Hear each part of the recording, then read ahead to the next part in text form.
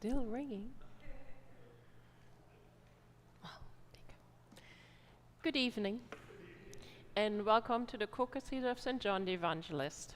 I'm Ulrike McGregor, and I welcome everyone here in person and everyone who's joining us on the live stream for our fifth session of our reflections on Lent and the events of Easter through art.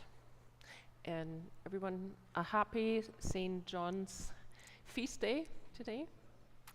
Amelia will help us with the microphone for the first half an hour, and then she and Chris have to take off, and then Chris will take over. Thank you.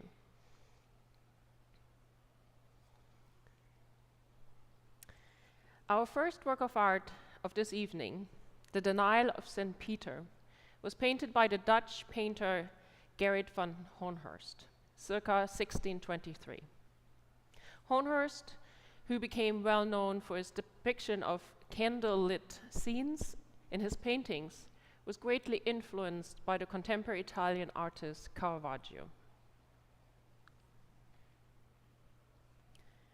We will then reflect on our second painting, Christ Falling on the Way to Calvary, created circa 1515-1516 by the master of the High Renaissance, Raphael.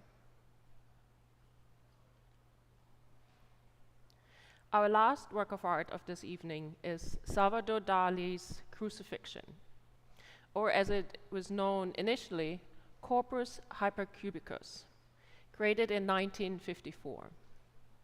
It is a non-traditional, surrealist portrayal of the crucifixion, and one of Dali's most known paintings from the later period in his career.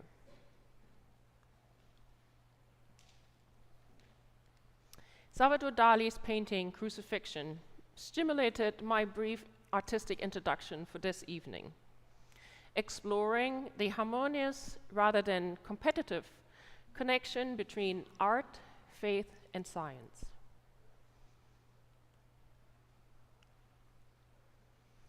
Throughout modern discourse, faith and science are often portrayed as incompatible, even opposing forces. Yet a closer examination of Christian intellectual tradition reveals a more nuanced and harmonious relationship. As Pope John Paul II writes in Fides et Ratio, 1998, faith and reason are, I quote, two wings on which the human spirit rises to the contemplation of truth. End of quote. Rather than existing in tension, both are essential for understanding reality in its fullness, encompassing both the physical world and the spiritual dimension. Recognizing this harmony not only dispels common misconceptions, but also encourages a more integrated engagement with truth. Historically, the development of modern science was often compatible with religion, and in many instances supported by Christian theology and institutions. While certain conflicts are frequently emphasized, most notably the Galileo affair, such episodes are complex and are not representative of the entirety of the relationship between faith and science inquiries. On the contrary, the Church played a significant or even dominant role in fostering education, establishing universities, and providing the philosophical foundations necessary for scientific explorations. This religious underpinning extended beyond science into the flourishing of art, particularly in Western Europe, where religious belief frequently inspired both creative and scientific achievement.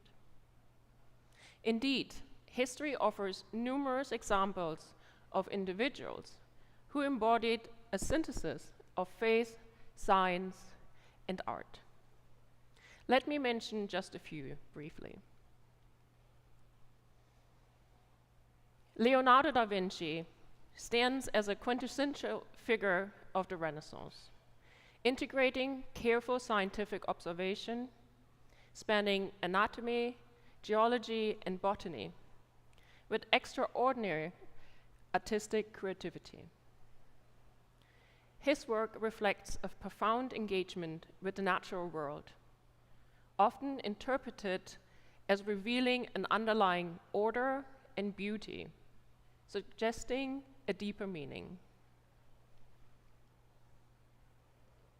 Similarly, Michelangelo approached his artistic vocation as an expression of faith, employing technical knowledge and innovation to create masterpieces such as the Sistine Chapel ceiling and the Pietà. Works that continue over ages to inspire both artistic admiration and spiritual reflection. This integration of disciplines extends beyond the Renaissance. For example, Samuel Morse, widely known for his contributions to the development of the telegraph and the Morse code, was also an accomplished painter whose life reflected the interplay between artistic creativity and scientific ingenuity. In the contemporary era, Dr. Francis Collins, former director of the Human Genomic Project from 1993 to 2008, and also the director of the National Institutes of Health from 2009 to 2021, who converted from atheism to evangelical Christianity in his 20s, has articulated a compelling vision of compatibility between science and faith. Describing DNA as the language of God, Collins argues that science and religion address different but complementary questions. Science seeks to explain how the natural world functions, while faith explores questions of ultimate meaning and purpose. For Collins, scientific discovery itself becomes an occasion for awe and reverence. While Collins is not a professional artist by trade, his life and work, however, demonstrate a deep commitment to artistic expression. He frequently speaks on the role of music in healing and well-being, collaborating with artists like René Fleming to study the intersection of music and the brain. A similar synthesis can be found in the works of Salvador Dali, particularly in his post-war philosophy of nuclear mysticism. Influenced by the developments in quantum physics and molecular biology, Dali thought to reconcile modern scientific insight with traditional Catholic belief. His art employs mathematical precision and symbolic imagery to express a vision of reality in which scientific and spiritual truths converge, offering a striking visual representation of the unity. Taken together, these examples suggest that the relationship between faith and science is not one of an inherent conflict, but rather of complementarity. Both disciplines arise from the shared human desire to seek truth and to understand the mystery of existence. This insight is eloquently captured by Albert Einstein, who observed that, I quote, "The most beautiful and deepest experience of a man can have is in sense of the mysterious. It is the underlying principle of religion, as well as all serious endeavor in art and science. It is this sense of wonder," he suggests, "that underlies religion, art, and science alike. Far from being mutually exclusive, They represent distinct yet conveying path towards a deeper comprehension of reality. And with this little interlude, I would like to begin with the reflection of our three works of art from this evening. I hope you can see this. Since it's a little bit lighter, it's hard to display the painting on there, but we can hope. Our first work of art of this evening, The Denial of St. Peter, painted by the Dutch painter Gerrit van Honthorst, circa 1623. I will now provide a brief overview of the life and work of Honthorst. You can follow along in the handout. Gerrit van Honthorst was born in 1592 in Utrecht, Netherlands, to a large Catholic family. He received his early artistic training in his hometown, where he developed strong foundational skills in drawing and composition. Seeking greater opportunities and exposure to new artistic ideas, Honthorst traveled to Rome in 1616, which proved to be a turning point in his career. During this time in Rome, Honthorst encountered the revolutionary work of Caravaggio, whose dramatic and naturalistic style deeply influenced him. Honthorst adopted Caravaggio's emphasis on realism and his bold use of light and shadow, particularly the technique known as chiaroscuro, along with tenebrism, which heightened the emotional intensity of his scenes. He also embraced vivid colors and tightly framed compositions, often focusing on figures illuminated by candlelight. These stylistic choices became central to Honthorst's work and helped distinguish him from his contemporaries. His smooth, polished approach to allegorical subjects and portraiture earned him widespread acclaim. As a result, he secured prestigious commissions and built a highly successful career as a court painter across Europe.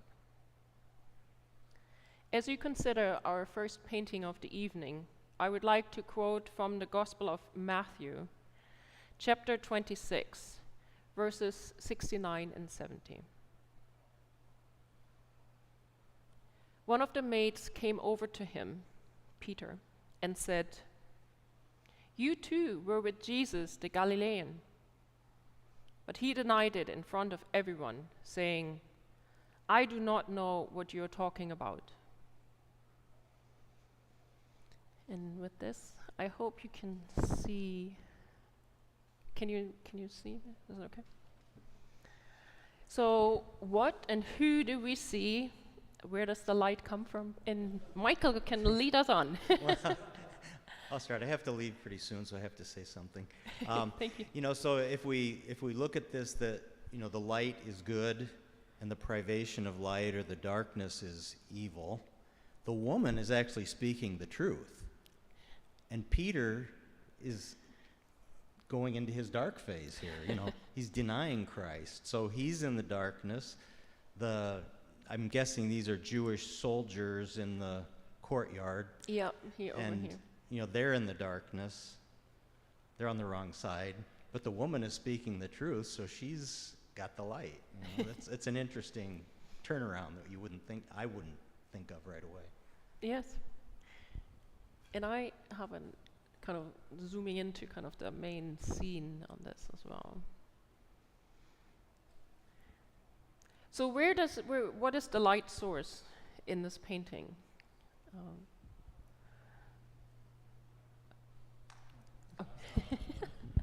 It seems to me that it's down to her right, like the fire in a bucket or something. Mm-hmm. It's actually right here. So we see, if I go back, so we can just see the outline of one of the soldiers, and his right arm is stretched over and he points at Peter. And again, if it would be a little bit darker, we can actually see his finger pointing at him. And the maid is holding, we can see her arm here, her right arm here, and she's holding a candle. So the flame of the candle is right behind the elbow of the soldier, which kind of reflects back and then kind of reflects into her face. And it's quite interesting, again, I'd love to, when you draw the lines, the flame of the candle is the center of the painting, so it's a really important aspect of it. I was going to comment on the same basic thing, but I also see that if you take her face and you go to the left down to her elbow, it crosses over to her holding his garment, and it goes back up. That's a triangle like the Trinity. And with that, I was going to comment that light, or that arm blotting out the light of the world, Jesus. Jesus has been blotted out by his denial. Oh. Yeah, why don't we see the light? It takes me back to, I don't know, is it Georges de la Tour? It's one of de la Tour, there's I think 2 de la Tours, but they painted in the same style. Right. And it's the geometry of the whole thing, but it's, yeah, the Trinity is right there in the, smack dab in the middle, except the light, which has been blotted out. Yes, I love that. Thank you very much. It struck me that it, I think, would be fairly unusual for a woman to grab hold of, of the lapel of a man at that time. And Peter's got that kind of, well, I don't know what you're talking about, approach there. So it's I think Yes. very. Oh yeah, she's right in there. And I thought also the painting's 2 aspects are very important in this painting. It's the light and it's the hands. I think the hands tell us a lot of the story. As Chris mentioned, yes, the woman is grabbing on to Peter. Very interesting. Thank you for your observation about the woman, the way she's asking with the truth, because I think Peter's responding out of fear, and she is probably asking out of the desire to know, what do you know about him? So she may be asking a question in truth and in seeking, and it's being received in fear. Yes.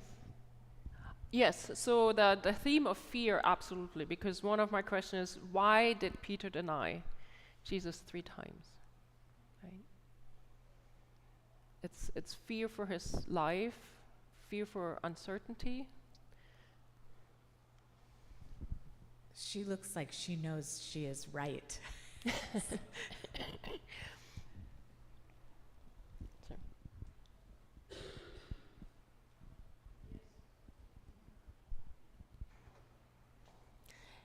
And I also, so if we look at Peter's hands, what are Peter's hands telling us?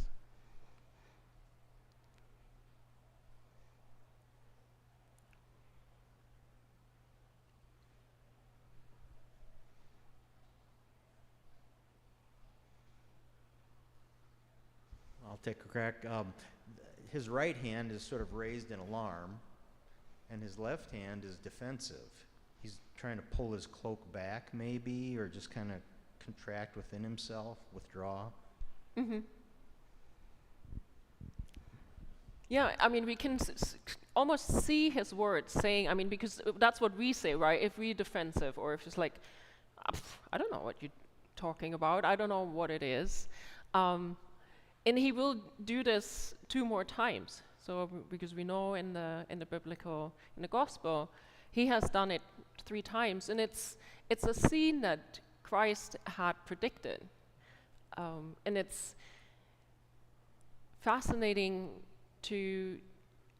Peter is such an interesting character, really, as a disciple of Jesus Christ. I mean, he's always bold and out there, and he says a lot of things, but when push comes to shove, at least at the beginning of his life, he quite often falters. But that's the beauty of this as well. So this is a pivotal scene in the story of the Passion, because what happens afterwards? Way after, so we have the resurrection. Who does Peter become? Excuse me?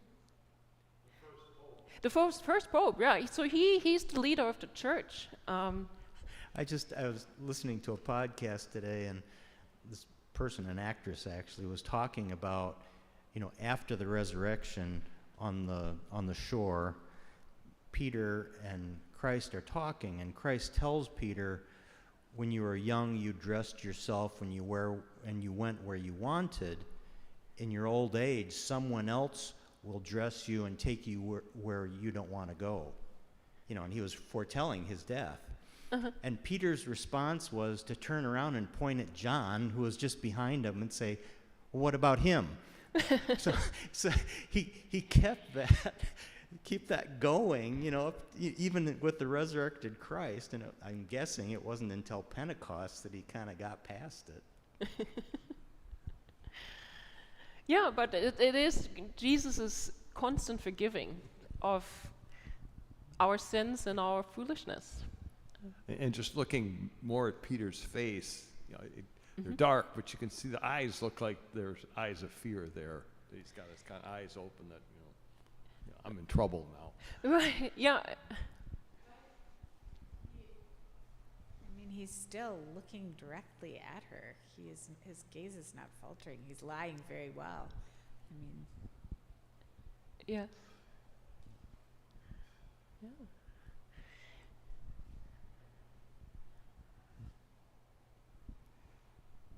And I think one interesting part that I came across when I was reading up on this and kind of learning about this and how important this event in the story of the Passion is, someone made a comment of saying, you also need to be careful with whom you hang out with.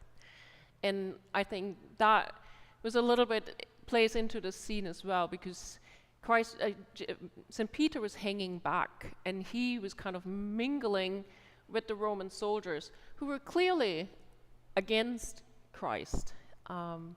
And so I think the company we keep might influence how we respond, certainly in a spontaneous situation. If he would have had time to think about his answer, who knows, he might have given a slightly different answer. But failure is not final, and I thought that's such a beautiful message of the story. Jesus offers us grace and forgiveness, and he restores the life of Peter, and he makes him, to say, the first pope. Just a couple of technical things. It's, as I mentioned, Honhurst, he went to Rome just a few years after Caravaggio had, Caravaggio died 1520, so he was still alive. So but he had a huge impact of everyone in Rome and around, and really kind of this use of darkness and light, which has symbolic meaning, but also artistic. It's an artistic tool that many of the artists like to use, because all the attention very easily is focused right where the light is, so it's easy to see where the action is. It helps to create three-dimensionality, and it's a drama, because you wonder who else is there, but you don't know, so it leaves a little bit of mystery as well around the image. We don't know who else is there because we can't see it. We only see a very small window of the people that are interacting with each other. So, yeah, any final otherwise? Can move on. And thank you, yes, thank you. I made a note and thank you, yes. So this is at the Mia. So if anyone of you goes up to the cities and goes to the museum, you might want to go and see it. It's in the gallery 313. And I will have a quick shout out as well. The Mia has the exhibition or the event Art in Bloom. I don't know if you have been. Oh yes. So it's once a year at the end of April. It's April 23rd to April 26th this year, and it's called Art in Bloom. And it's a beautiful event. It's over the 3 days. And the way it works, the museum will choose 150 works of art throughout the museum. And since it goes on now for 25 years or something, so yeah, for many years. For 30 or 40 years. Yeah, I mean a long time. So and then professional florists and also private people that have a knack for flower arrangements can choose some of the artworks, and they're being assigned one. Anyway, so these 150 works of art throughout the museum are paired with a flower or a floral arrangement. And it is stunning. It is absolutely beautiful. The ideas that people have come up with and the elements they pick out of the paintings and recreate in their flower and floral arrangements are stunning. So if you have time at the end of April 23rd to 26th, it's definitely worthwhile going up there. And it's for free. It's busy, but it's beautiful. I started going the day before when the artists are setting up. Oh, You can see the artist, you can see the work take shape. And by the time you've walked around and come back out, you see the whole thing with fresh flowers. Because over time, they have to come in and fix them up. Right. And then you get the crowds, too. So I started going on the Wednesday. Oh, okay, that's So a good. that was someone that worked at MIA that told me about that. And it's like, oh, what a good idea. Great. Yes, so I will end the reflection of this painting with the question, do we recognize when we deny Christ in our own lives, both in small ways and in large ways?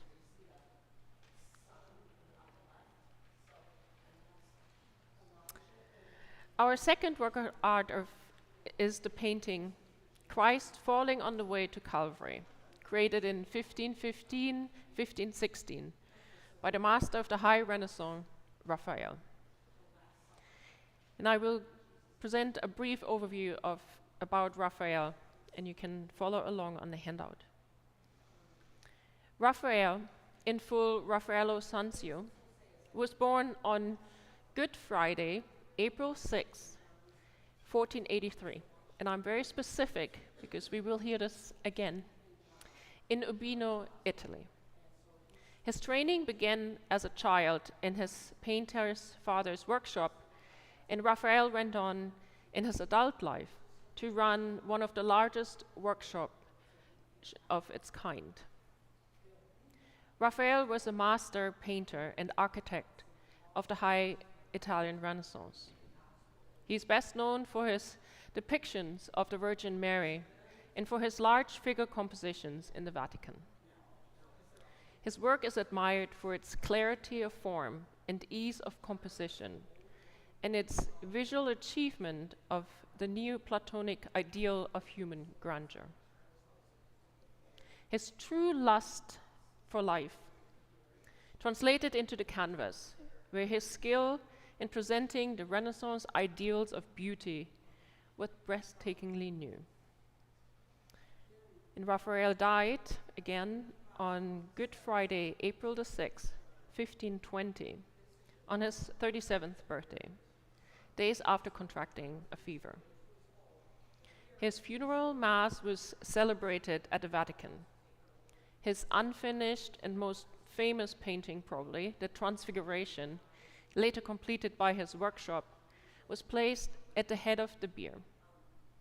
Raphael's body was buried in the Pantheon in Rome. The painting, Christ Falling on the Way to Calvary, also known as Lo Spasimo, was executed for the Church of Santa Maria della Spasimo in Palermo, Sicily. The church was dedicated to the grief and agony of the Virgin as she witnessed the suffering of Christ.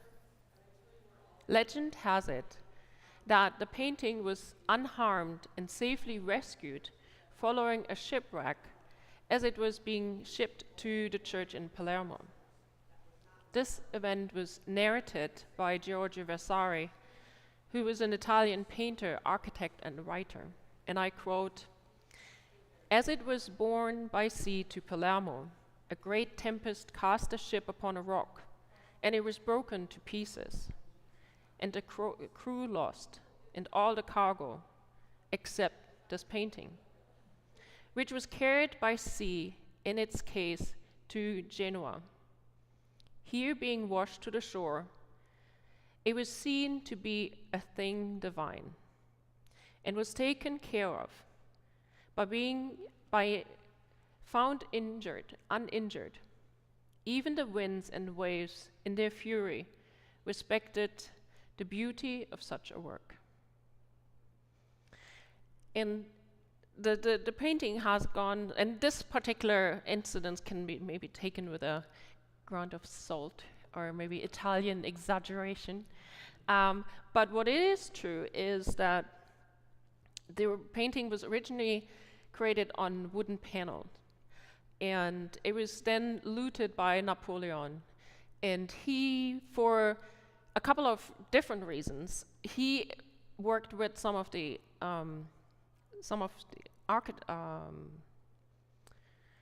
artists, and they transferred the painting from its wooden support onto canvas.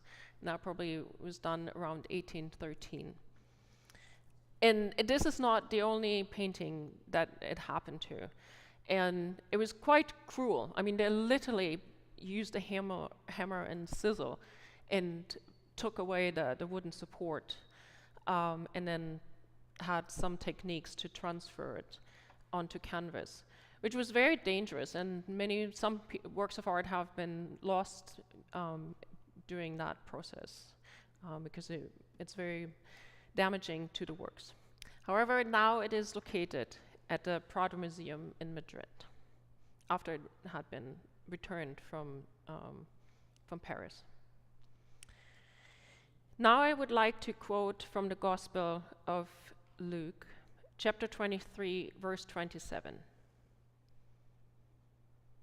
"A great number of the people followed him, and among them were women who were beating their breasts and wailing for him." And yeah, so what do we see? Who do we see? What is your eye kind of drawn to initially?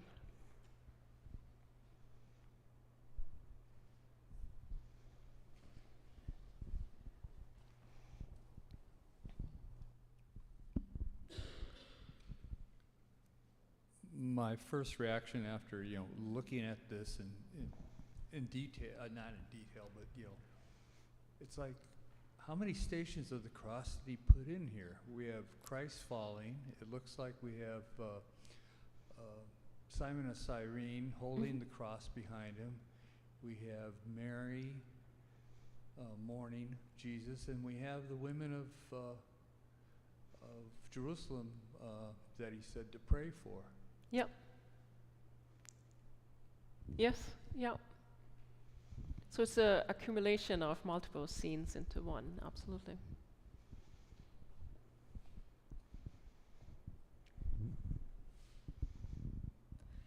My viewing of it is that Mary is drawing my attention the most, and almost seems like she has the most light on her. Yeah.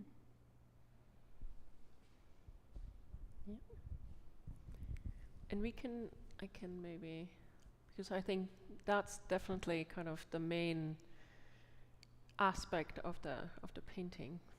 Yeah. It looks like Jesus and Mary's eyes are connecting the most. Yeah, exactly. So their eyes are kind of linked together. So there's a direct communication between Jesus Christ and his mother, Mary.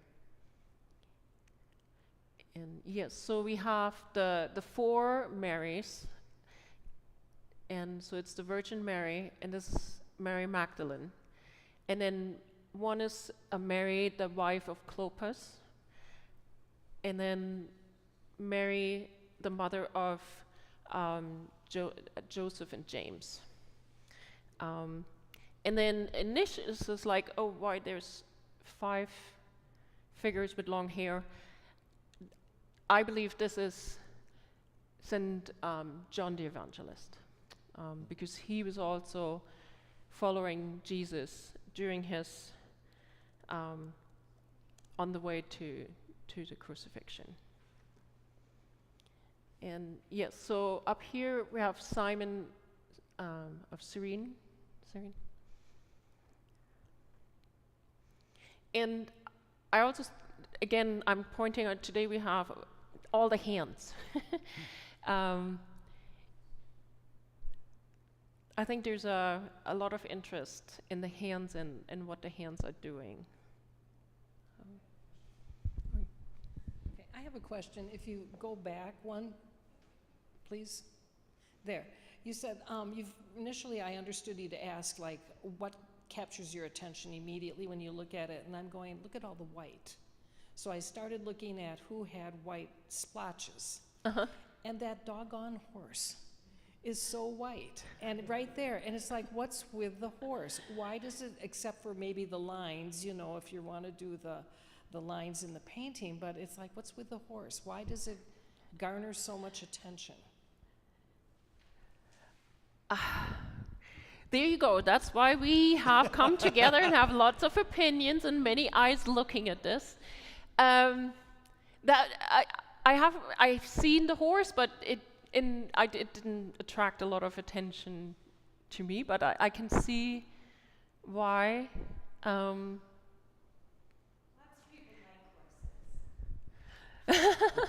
Well, yeah, I think it kind of helps maybe framing the main scene a little bit. I don't know if that kind of setting the 4 Marys apart.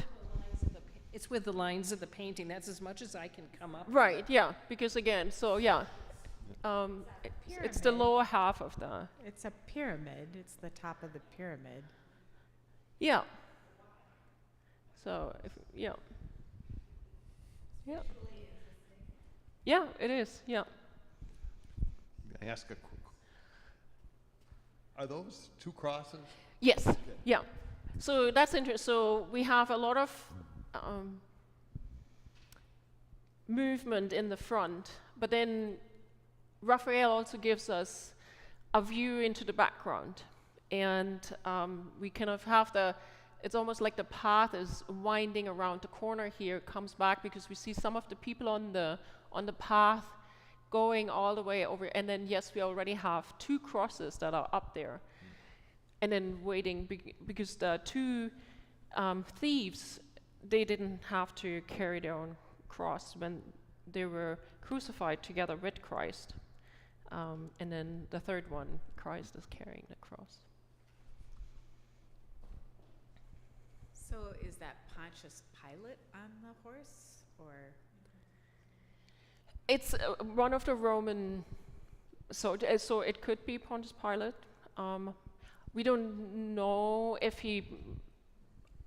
after he cast his verdict, if he continued to be part of it, but yeah, potentially. I was going to say the same thing. I would think that would be the answer for why there's a horse. Certainly in the Roman legions, only a very high officer would be on horseback. Mm-hmm. And he's denoting his baton. It very well could be Pontius Pilate. Yeah. And maybe the horse is to signify that. Oh, so definitely the horse is in to demonstrate his powerful position. Yes, yeah.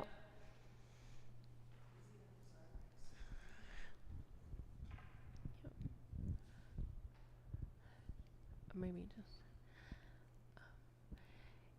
just kind of, I would like to, because I think so. I think Mary is a crucial and a central figure in this painting, and in the 12th, 13th, 14th century, Mary was actually quite often depicted as fainting or kind of swooning. it was later kind of discouraged by the church because there was no biblical reference to that. And it also, I think it's rather she reaches out to him, and obviously she's in distress. But when I was looking at it, she also might encourage him a little bit. She might be giving him the strength to kind of, you can do this, carry on. I know, I believe in you. So I think it's maybe kind of both ways. Her facial expression is maybe more kind of of anxiety and in fear, in agony. But I think actually her hands could be interpreted as helping him forward. Mariette.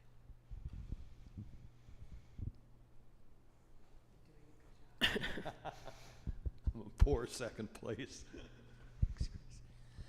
I'm looking at the eyes of Mary Magdalene and the person next to her who are clearly looking at Jesus. I look at Mary, mother of Jesus, and she seems to be looking at the soldier and asking, why are you not helping him? Mm-hmm. The eyes are a little bit different. They're just a little bit off. That's just my perception. Yep.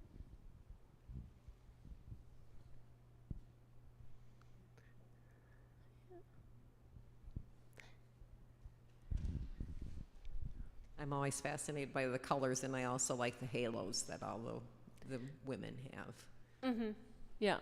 And besides the white horse, I think Raphael used quite a lot of red and red tones to guide our eye throughout the painting. So I think having the Virgin Mary surrounded by the other figures in kind of red, I think brings her out more with the blues, kind of the contrasting color. I think she and Jesus, it's unusual to see Jesus in a blue gown, but I think it was, because if we think of colors, so usually he wears a white for righteousness and heavenliness. In this one, I think it really plays on his earthly suffering. So the blue as kind of the earthly color and reflecting and echoing Mary's dress. And then also I think that the red here with the soldier, and then obviously the flag here, leading our eye into the distance to kind of recognize what's going on in the back, seeing the two crosses, seeing the area of Golgotha, where Jesus is heading to. Yes.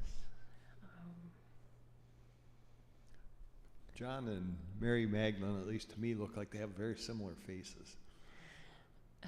Yeah, they do. They do. Yeah, so I think it's a beautiful work. And again, me being upset. So just if we would zoom in into the little toe of one of the Marys, I think it's so, it kind of brings back the interest of Michelangelo and Raphael and Vincent, Da Vinci. Their interest in anatomy, and so they would make a lot of studies about the little toe and how it would look like if someone would be kneeling down. And so that's just kind of one of my personal little interests. I would like to move on, and I will leave you with this question. Do I always find an excuse not to help someone in need?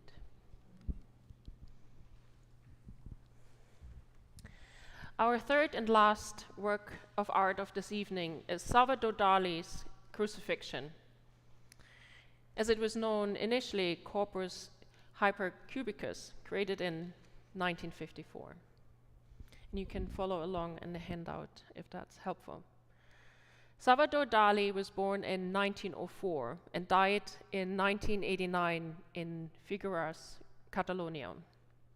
He was one of the most avant-garde, bizarre, and celebrated artists of the 20th century. His fiercely technical yet highly unusual paintings, sculptures, and visionary explorations in film and life-size interactive art ushered in a new generation of imaginative expression. Dali is particularly well known for his surrealist art, in which he was influenced by explorations of subconscious imagery, prompted by writings from Sigmund Freud and his affiliation to the surrealist movement in Paris in the 1920s. During 1929 to 1937, his painting style matured with extraordinary rapidity, and he depicted a dream world in which commonplace objects are juxtaposed, deformed, or otherwise metamorphosed in a bizarre and irrational fashion. Perhaps his most famous of these enigmatic images is The Persistence of Memory, created in 1931, in which limb-melting watches rest in an eerily calm landscape. In the late 1940s, however, Dali switched to painting in a more academic style, influenced by the Renaissance painter Raphael. He created 19 large canvases characterized by meticulously detailed images of religious, historical, and scientific themes, or what Dali called nuclear mysticism.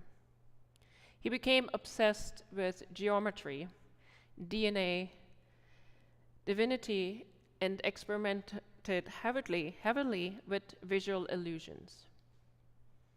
From a personal perspective, his growing affinity for religious themes prompted him and Gala, his muse and the love of his life, to remarry, this time in a Catholic church. He never, although, gave up his eccentric lifestyle. And for this work of art, I would like to quote from the Gospel of Matthew, chapter 27, verse 54. The centurion and the men with him, who were keeping watch over Jesus, feared greatly when they saw the earthquake and all that was happening, and they said, "Truly, this was the Son of God." And what do we see? Who are the figures? What's your impression of the work? Are you familiar with this particular work of Dali, or any similar works?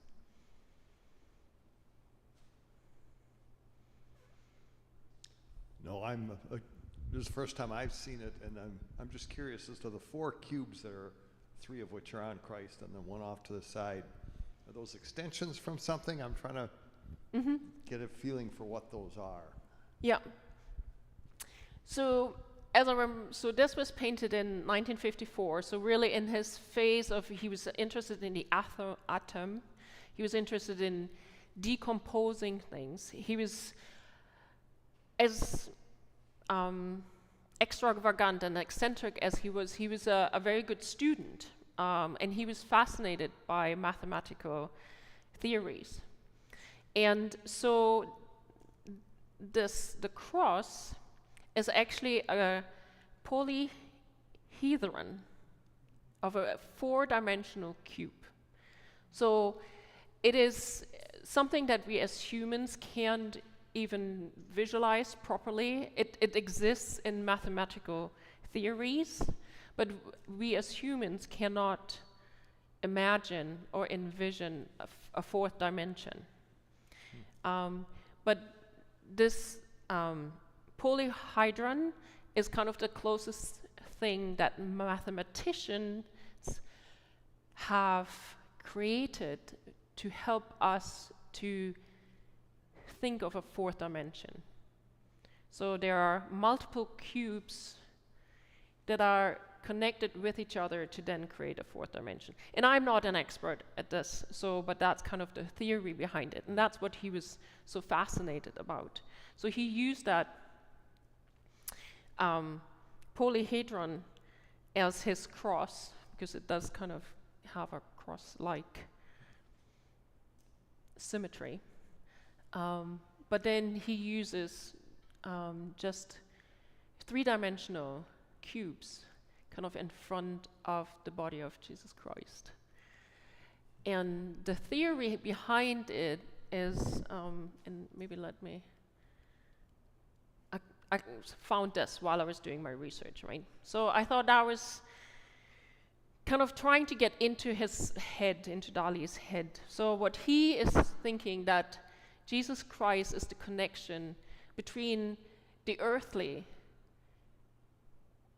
and how we perceive the earth, as we can think of three-dimensionality. But God and heaven is the fourth dimension, and that he tries to represent that with an unfolded 4D cube. And Christ is kind of the connection between those two worlds. That's the closest I could kind of, and I thought that was very beautiful though, because we always think heaven is above us, but it's not necessarily, it's everywhere, it's just we can't grasp it. So heaven is the fourth dimension, and God is the fourth dimension. It's there, but we can't, our human brains can't really comprehend it. But sorry, let's kind of go back here.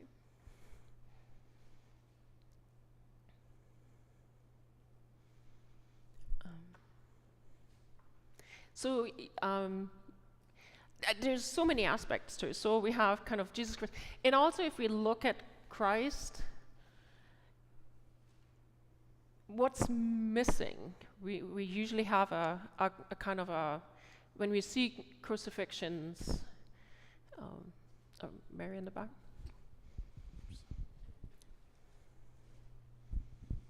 His wounds are missing. Yes, yeah. And also I was thinking of the scriptures, you know, in this with this fourth dimension being all around us, the scriptures, do you not perceive that I'm doing something new? Or see, I make all things new. And adding that dimension to it would be that element. And those were only possible after Jesus' passion, death, and resurrection. Yes, yep.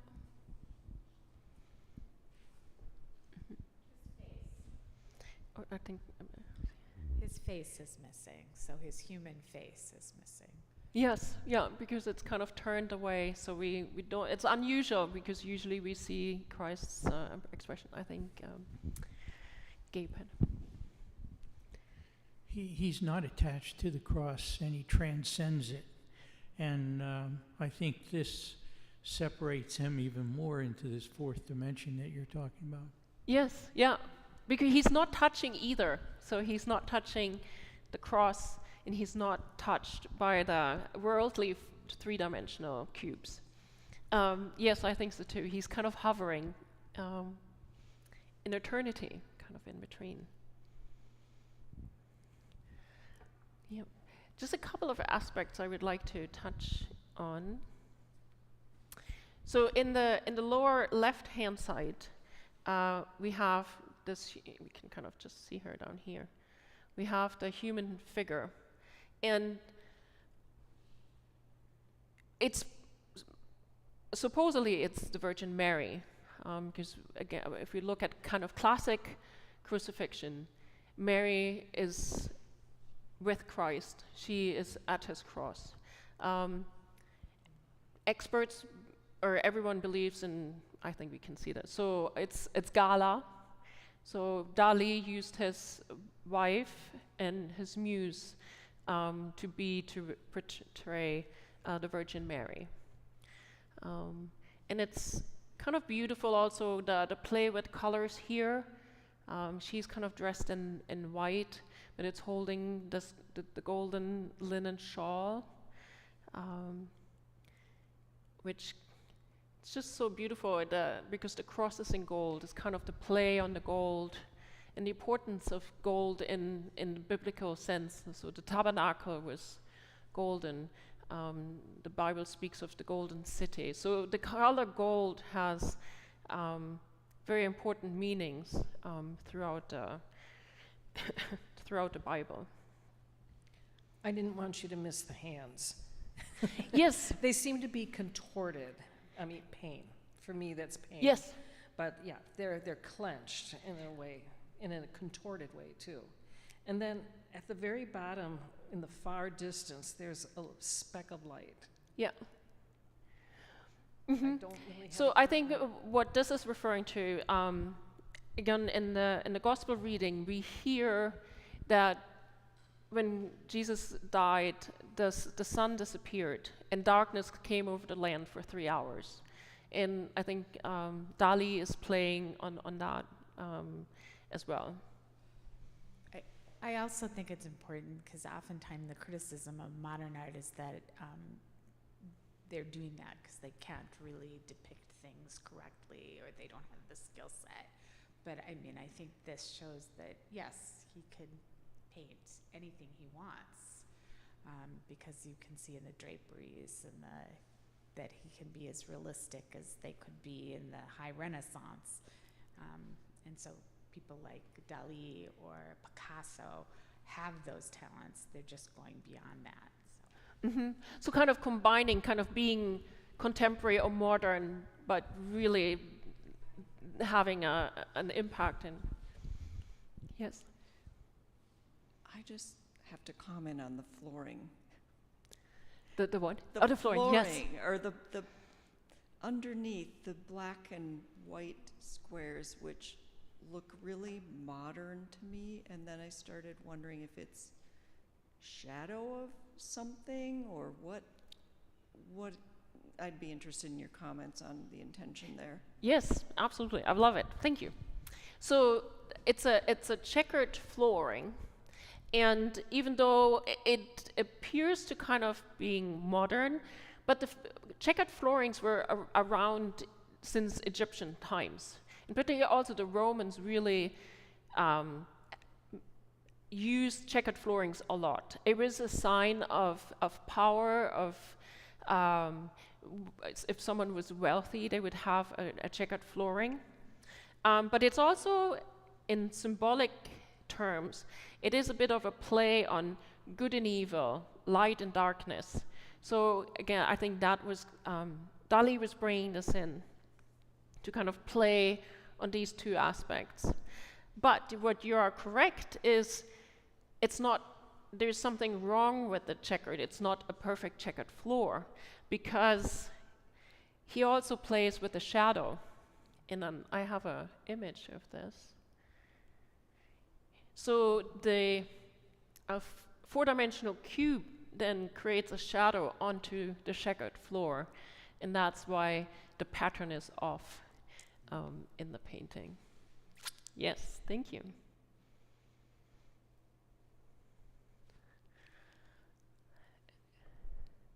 What do you think of the painting?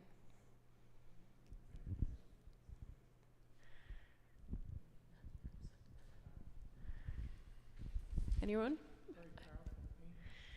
Very powerful. Yes, yeah, I think. You actually forget it. It's a painting. You think that it's something like what we have in our church, just like a created big cross hanging. But he's created it. It's actually an oil canvas. Yeah, yeah, I think so. It's very powerful. And even though I think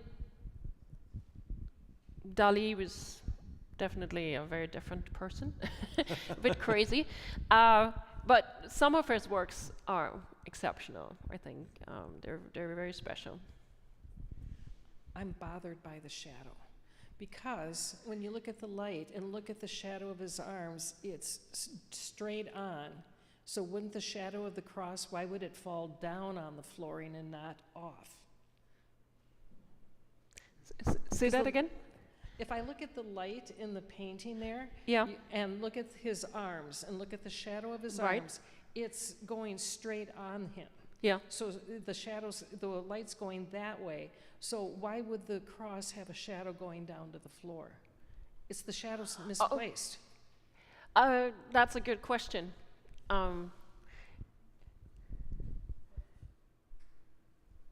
That is a good question, but it's definitely we can see, but maybe there's a second light source.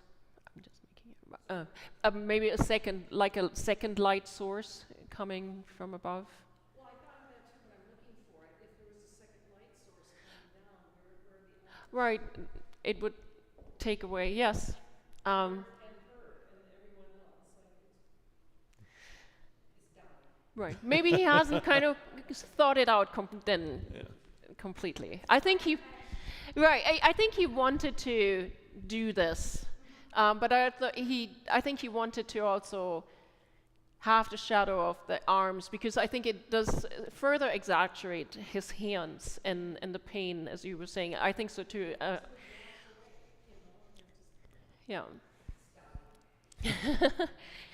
Yes, thank you very much. And we again have come to the end of our presentation tonight.